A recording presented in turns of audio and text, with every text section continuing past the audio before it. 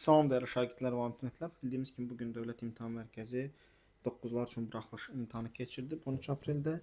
Dil qaydalarına aid olan sualların izahını yüklədik. İndi isə gəlin mətnlərin izahına baxaq. Demək, ilk mətnimiz nədir? Təlaş mətni, yəni bədii mətnimizdir. Gəlin ilk öncə mətnimizi oxuyaq. Axşamüstü idi. Mənzər Hikmətlə bərabər anasıgildən qayıdırdı. Onların yolu qəsəbənin yanındakı mədənin içindən keçirdi. Balaca Hikmət köhnə bir quyunun yanında adamların toplaşdığını görüb dedi: "Ana, gəl gedək. Görək orada nə olub." Cavan bir qadın özünü itirmiş halda ağlayır, cəmaata yalvarırdı. "Tez olun, qızım əldən gedir." Uşağın bağrı çatlayır. Mənzər əyilib içinə yarıya qədər qum tökülmüş dar ağızlı quyuya baxanda dəhşətə gəldi. O ətrafda gedən söhbətdən başa düşdü ki, yaxınlıqda oynayan 5 yaşındakı qız büdrəyib quyuya yıxılıb. Xoşbəxtlikdən quyu dərin deyil. Divarların darlığı və quyunun içində olan su uşağı bərk əzilməyə qoymayıb. Mədəndə işləyən cavan bir fəhlə quyuya kəndir salladı. Quyuya baxa-baxa dedi: "Hanı onda o güc ki, kəndiri belinə bağlaya bilsin? Sonra pis bağlayar, yuxarı çəkəndə açılar. Təzədən quyuya düşüb daha da bərk əzilər. Quyu dardır. Mən də ora düşə bilmərəm. Zirək bir oğlan uşağı gərəkdir." Hikmət bu sözləri eşidən kimi anasına sarı döndü. "Mən quyuya düşərəm, ana." Mənzər gözlərini ağardıb uşağın dirseyindən dartdı. "Sus, nə danışırsan? Sənin quyuda nə işin var? Bircə elə o qalmışdı. Gəl tez çıxıb gedək." Mərhəmət hissi Hikmətə güc gəldi. O plaşını soyunub irəli çıxdı. "Mən quyuya düşərəm." Mənzərin acığı tutdusa da bir söz demədi. Hikmətin belinə kəndir bağlayıb quyuya saldılar. Oğlan öz belindən kəndiri açıb suyun içində sakitcə durmuş qızın qoltuqlarının altından bağladıqdan sonra yuxarıdakıları harayladı. Əvvəlcə Laləni yuxarı çəkdilər, sonra da Hikməti. Lalənin anası gülə-gülə Hikmətin boynuna qucaqlayıb üzündən öpdü. "Ay oğul, xoşbəxt olasan." Sonra üzünü Mənzərə tutub minnətdarlıq elədi. Göz dolusu görəsən, ay bacı, yaxşı oğul tərbiyə eləmisən." Hamı onlara yaxınlaşıb razılıq edirdi. Mənzər tutulmuşdu. Bilmirdi ki, adamların təşəkkürünə necə cavab versin. Onu tərs basmışdı. Demək uşaqlar, mətnimizdə nə görürük? Axşamüstüdür, eləmi? Bir ana, yəni Mənzər, oğlu Hikmətlə bərabər öz anasıgildən qayıdırdı. Belə deyil. Qəsəbənin yanındakı mədənin içindən keçirdi yolları və bu zaman gördülər ki, adamlar toplaşıb. Toplaşan zaman gəldilər, gördülər ki, bir ana qışqırıb ağlayır və başa düşdülər ki, bir uşaq oynayarkən quyunun içərisinə düşüb. Eləmi? Sonra uşaq xoşbəxtlikdən çox əzilməyibdi. Mədəndə işləyən cavan oğlan neynədi? Quyuya kəndir salladı, istədi ki, onu çıxartsın. Sadəcə həmin o cavan oğlan düşündü ki, o uşaq əzilibdi, halsızdır, özünə kəndiri tam bağlaya bilməyəcək, ona görə də dartan zaman təzədən quyunun içinə düşüb daha da əzilə bilər. Bunu görən Hikmət dedi ki, mən düşüm, eləmi? Anası əvvəlcə narazı oldu, sonra da narazı oldu, sonra da razılıq vermədi. Lakin uşaq özü irəli atılıb buna könüllü oldu və nəticə olaraq uşağı təzədən quyuya saldılar. Eləmi? Həmin kəmləri qızı belinə bağladı. Bu Hikmət qızı çıxartdılar, daha sonra da kəndiri saladılar. Hikmət çıxdı və hər kəs uşağın anası da Hikmətin anasına təşəkkür elədi. Belə bir mətnimiz, kiçik bir bədii mətnimiz var. Çox böyük, uzun verməklər, sağ olsunlar. Deyir ki, mətndə altına xətt çəkilmiş sözlər hansı cümlələrdə kontekstdəki mənalarında işlənmişdir? Altından xətt çəkilmiş sözlər. Demək, hansı sözlərimiz altından xətt çəkilib? Gəlin, mən buranı silim ki, siz daha ətraflı görə biləsiniz. Demək, işləyən, eləmi? Sonra nə var? Bağladıqdan sonra başqa varmı altına xətt çəkilmiş söz? Yoxdur. 2 dənə altına xətt çəkilmiş söz var. Deyir ki, həmin bu sözlər hansı cümlələrdə kontekstdəki mənalarında işləmişdir? Yəni mətndəki mənada. Mətndəki məna işləyən nədir? Bir müəssisədə işləyən, iş görən şəxs, yəni işçi. Burada da kəndiri bağlamaqdan söhbət gedir. Yazıcı əsərdəki həm müsbət, həm mənfi surətləri diqqətlə işləmişdir. Bu işləmək işçi mənasında deyil, eləmi? Tarlada qızmar günün altında işləyən əkinçilər yorulmaq nədir bilmirdilər. Sonra 5 ildən çox davam edən müharibədən sonra tərəflər sülh bağladılar. Bu bildiyimiz kəndir bağlamaq deyil. Eləmi? Başını qaldırıb saata baxdıqdan 3-ə 15 dəqiqə işləyirdi. Bu da işləmək bildiyimiz işləməkdən deyil. Gətirdiyi ipi qonur atın boynuna bağladı. Bu da mətndə verilən bağlamaq mənasında. Çox rahat bir şəkildə siz görürsüz ki, işləmək və bağlamaq mətndəki, kontekstdəki məna nədir? Yəni mətndə verilmiş mənasında işlənən. Cavabımız 2 və 5 olur. Sonra hansı hikmətli kəlamlarla mətndəki əsas fikri qüvvətləndirmək olar? Baxaq. Pisə sahib olmaqdansa yaxşını gözləmək sərfəlidir. Çalışmaq həyat, düşünmək işıqdır. Lovğalıq insanların qəlbindəki bütün yaxşılıqları yox edən güclü zəhərdir. Təhlükəni heçə saymaq yox, onun haqqında tədbir görmək lazımdır. Sonra nə var burada? Cəsarət heç qorxmamaq deyil, qorxuya baxmayaraq özünü təhlükəyə atmaqdır. Məsələn, 5 ilk baxışdan görsənir ki, tam bir şəkildə enir, mətnimizə uyğun gəlir. Birini seçirik 5. Eləmi?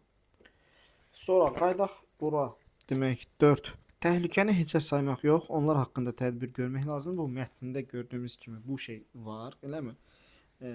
Burada uşağın təhlükəyə düşməsi, onun haqqında tədbir görülməsi və s. qeyd olunur. Amma baxın, lovğalıq deyə bir şey biz mətndə görmədik. Eləmi? Orada kim lovğalıq elədi ki? Heç kəs lovğalıq eləmədi. Hikmət də eləmədi. Yəni mərhəmət hissi ilə davrandı, dəstək olmağa çalışdı. Çalışmaq həyat, düşünmək işıqdır. Yəni burada işləmək, düşünmək, bunlar haqqında heç bir məlumat yoxdur. Peşədən də heç bir söhbət getmir. Ona görə cavabımız 4 və 5 olur. Sonra mətnə aid plan bəndi hesab edilə bilməz. Ananın yalvarışları var, eləmi? Qızın anası yalvarışlar edirdi. Balaca qızın çarəsizliyi var. Uşaq orada çarəsizcə qalmışdı. Ağır yaralan Lalə ağır yaralanmamışdı, eləmi? Deyir ki, su və qum onu ağır yaralanmağa icazə verməmişdi. Sonra mənzərin xəcaləti var. Xəcalət harda idi? Uşaq xilas elədi, qurtardı. Hələm deyir ki, bax, hamı yaxınlaşırdı. Mənzər tutulmuşdu, bilmirdi nə etsin. Çünki narazı idi, qoymurdu uşağı getməyə. Ona görə bu var. Hikmət tərəddüd eləmir, anası tərəddüd elə icazə vermir. Hikmət birbaşa irəli atılır. 3 və 5 cavabımız olur A variantı. Sonra demək ilk 3 sualımızı işləmiş olduq. Gəlin 40-cı sualımıza baxaq. Mətnə əsasən cədvəldəki nəticələrin doğru səbəblərini müəyyən edin. Nəticə nədir? Mənzərin qəzəblənməsi. Mənzər niyə qəzəbləndi? Anası idi qəzəblənən, eləmi? Bax, deyir, acığı tutdusa, uşaq Hikmət onun sözünə qulaq asmayıb irəli atılıb uşağı xilas etmək üçün şeylədi, eləmi? Lalənin anasının kömək üçün mənzərəyə müraciət etməsi. Belə bir şey mətndə yoxdur. Müraciət yoxdur. Belə deyil. Sən biri avtomatik silirsən, çünki bu 100% yanlışdır. Səndən doğru istəyir. Zirək oğlan uşağı axtarışında olan fəhlənin Hikmətdən kömək istəməsi də yoxdur. Heç kəs Hikmətdən kömək istəmir və yaxud da anasından kömək istəmir. Sadəcə ortaya bir söz atılır, Hikmət irəli çıxır.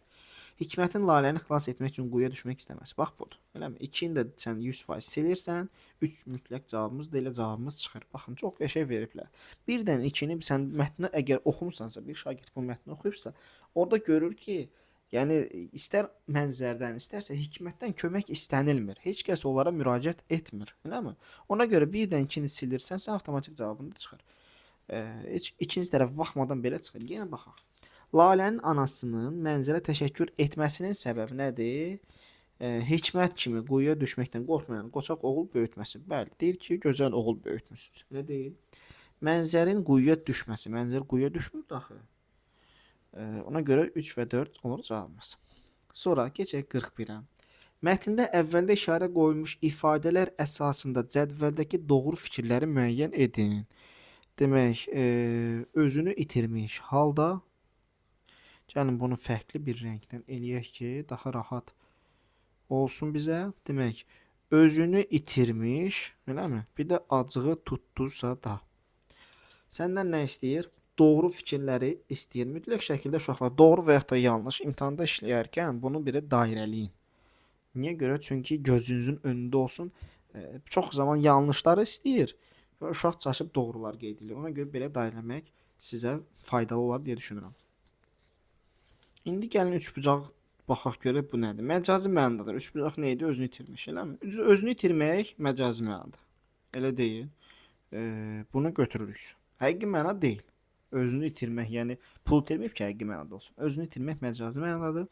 Çətin vəziyyətdə nə edəcəyini bilməmək deməkdir. Bəli, özünü itirmək çətin vəziyyətdə nə edəcəyini bilməməkdir. Təlaşdan özünü itirir.